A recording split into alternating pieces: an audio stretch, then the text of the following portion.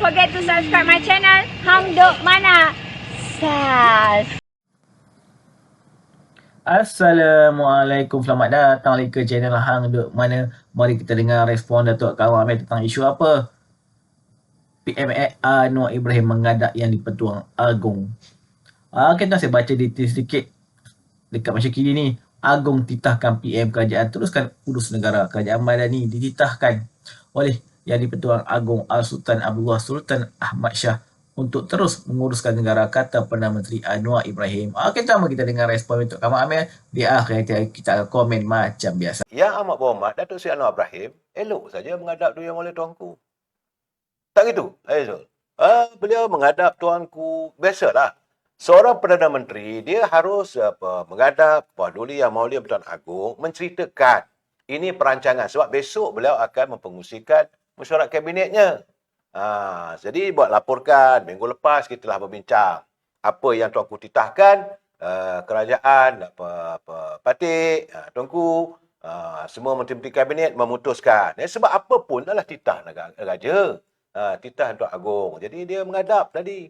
Kemudian, tanya pula apa pula lagi yang harus dilakukan sebagai seorang ketua eksekutif. Jadi sebelum dia masuk kabinet, dia mesti menghadap Agong dulu. Jadi Agong akan bercakap pada ini. Tapi agak menariknya, tak ada pun cerita langkah itu, langkah ini. Dapalah sana bergurau. Saya tengok dalam kirimannya dia kata, malahan Tuanku, Duli Yang Mulia Pertuan Agong, menitahkan agar Datuk Seri Anwar Ibrahim meneruskan usaha-usaha kerajaan Madani menangani kehidupan rakyat. Itulah dia kata, kalau ada lah orang nak derma 600 juta ke, 750 juta ke, bagilah pada asnaf. So, macam mana Saudara Azizul, pandangan you?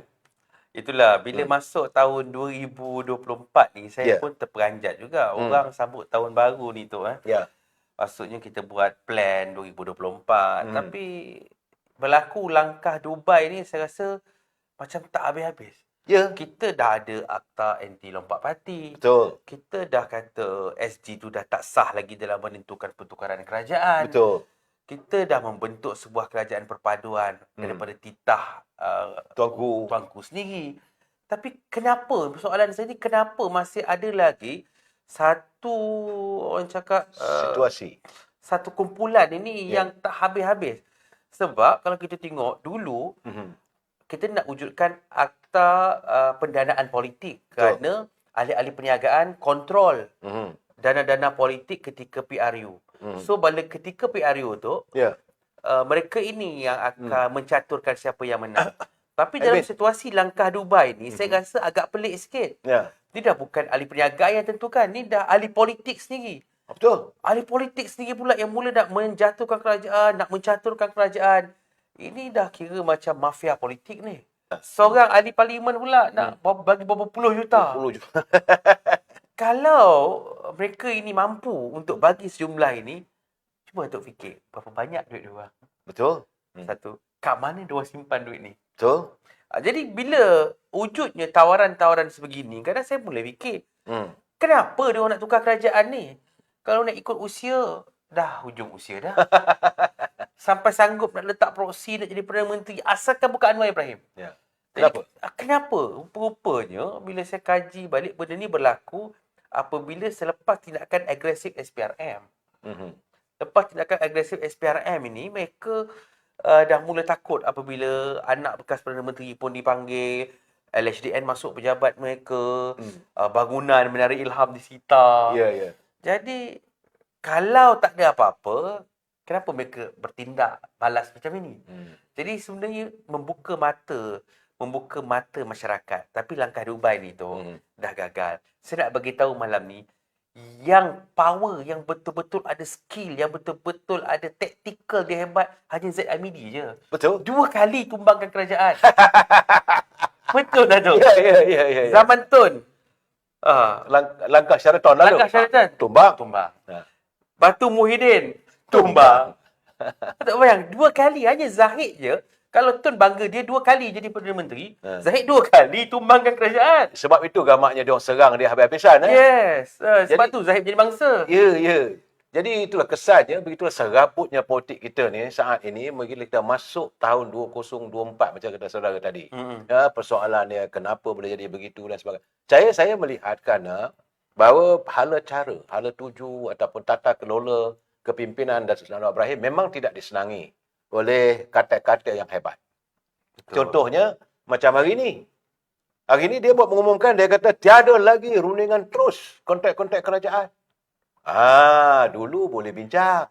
Apa-apa pun buat bincang. Kontrak 200 juta, 300 juta, 500 juta, 1 bilion. Bincang. Lepas tu apa berlaku? Zaman Anwar Ibrahim tidak ada. Mungkin sebab itulah sekarang ni mereka kepanasan. Dan macam mana kata saudara tadi, satu demi satu terselak. Latar belakang kehidupan mereka yang dilihat begitu hebat, begitu mewah. Orang Perak kata moncah lah hidupnya. Boleh tiap-tiap tahun boleh keluar negara. Sedangkan gajinya berpesin sangat. Betul. Gaji seorang menteri katalah 30,000 atau 60,000 lah sebulan. So dia tak pakai langsung. Setahun baru 60,000. Tapi kalau dia bercuti untuk ujung tahun ke London, ke Sweden, ke France ataupun buat umrah apa semua, itu bukan 500,000 punya belanja tu. Itu kalau wang dia 100% tak digunakan. Mana mungkin? Sebab wangnya juga perlu dermakan untuk kawasan dia sebagai wakil rakyat, sebagai ahli parlimen.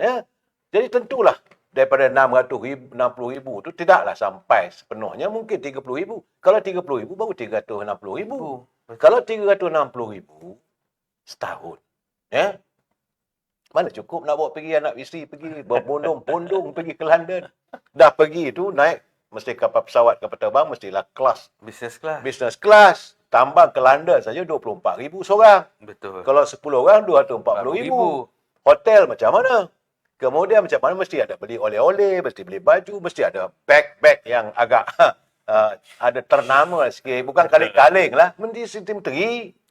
Mana datang duitnya? Sebab itu mereka sekarang ni kepanasan. Yes. Tapi bagaimanapun, kita tengok bagaimana pentadbiran hari ini. Saya melihat bahawa kepimpinan Datuk Seri Anwar Ibrahim dibantu oleh Datuk Zahid Hamidi bersama-sama dengan Datuk Fazlah Yusof. Memang mereka benar-benar mahu menjaga kepentingan rakyat. Hari ini saja pertukan untuk Kementerian Pertanian dan Keterjaminan Makanan kepada mana-mana kawasan yang terjejas kesan daripada banjir baru ni di Kelantan.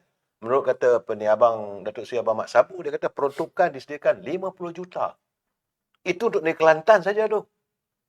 Yang mereka terjejas. Malahan hari ini juga saya difahamkan, selepas balik daripada meninjau kawasan di Kota Tinggi, Datuk Zahid mesyuarat untuk pelaksanaan dalam FEDA dan sebagainya, beliau menyediakan bahawa MARA hari ini diumumkan semua anak-anak Felda, saudara Pini Aizul, semua anak-anak Felda untuk belajar di pengajian tinggi, nak belajar ke luar negeri, ditanggung oleh MARA sepenuhnya. Oh, dahsyat. Sebab itu, kalau wang itu tak tiris, macam selalu saya katakan, negara kita ni makmur. Kaya. Kaya raya negara kita ni. Tetapi apabila wang itu mengalir ke tempat lain yang tak sepatutnya, jadi rakyat tak dapat apa-apa. Saya merasakan mereka semakin gusar kerana Datuk Seri Anwar Ibrahim bersama Datuk Zahid, bersama Datuk Seri Fazlah Yusof, mereka benar-benar menangani, dan saya kata untuk setahun, 2 tahun ini, barulah rakyat dapat merasa ini erti nikmat kemerdekaan. What say you? Itu Datuk, bila polisi berubah macam ini, sebenarnya itu adalah satu keberanian daripada PMX sendiri. Ya. Ubah polisi kerana selama ini PMX memang memperjuangkan tentang perangi rasuah, perjuangkan tentang integriti.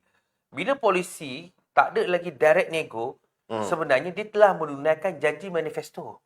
Betul. Janji manifesto yang dulu telah pun ditunaikan tapi tak ada orang bicara tentang ni. Ya. Dia walk the talk. Itu pertama. Kedua, bila polisi dah direct nego dah tak ada, banyak orang macam Tok cakap tadi pandai bontot. Ya. Sebab apa pandai bontot tu? Satu, kartel akan marah. Memang. Itu yang menyebabkan celarunya politik kita ni. Yes. Betul. Satu kartel. Kedua, kadang-kadang dalam kaki tangan kerajaan tu sendiri pun. Wujud lagi satu tentangan grup yang pegang tender, yang pegang perolehan ni pun, mereka pun merasa kurang senang. mereka pun ada juga mendapat serba sedikit lama. Nak bercuti cukup tahun. Jadi, Ha. itu cabaran Datuk Seri Anwar. Ya, ya. Kerana bila dia buat satu polisi daripada dulu, puluhan tahun dulu, diperjuangkan, akhirnya ketika beliau jadi Perdana Menteri dan dilaksanakan, saya rasa kebocoran wang negara tu dapat diminimumkan. Ya. Sebab tu tadi, bila wang negara, kebocorannya dapat dikawal, sebab itu boleh bagi orang Felda, anak-anak Fekra, anak-anak Felda, Betul. pergi belajar. Ha. Itu yang cakap sekali. Madani tu tu. Kita saya baca detail sedikit. Menjalankan sesi menghadap yang berlangsung di Istana Negara hari ini, Perdana Menteri berkata menyembah maklum akan urusan ketah-ketah kabinet yang akan dibincangkan esok. Katanya Agong kemudian turut mengolah beberapa perkembangan semasa baginda berita supaya saya selaku Perdana Menteri dan Kerajaan Mali terus meneruskan kerja mengurus negara. Baginda juga beritahu bahawa pihak Israel tidak akan terlibat dalam sebarang percaturan politik. Okey tuan-tuan, mari kita terus menyokong kerja apa pada PMA Ibrahim. Assalamualaikum.